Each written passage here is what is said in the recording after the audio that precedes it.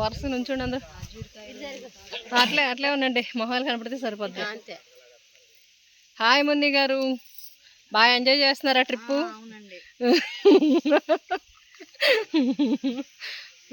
నాన్నగారు తోట చూసేదాకా మమ్మల్ని వదలలేదు. అవును, ఎండలో కూడా పంపించారు.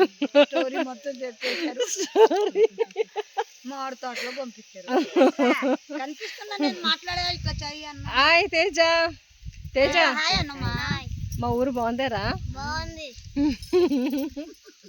ముని వెనక్కుండిపోయింది. నేనా? ఇలా రెండో ఫోటో దిగుదాం. వచ్చాను.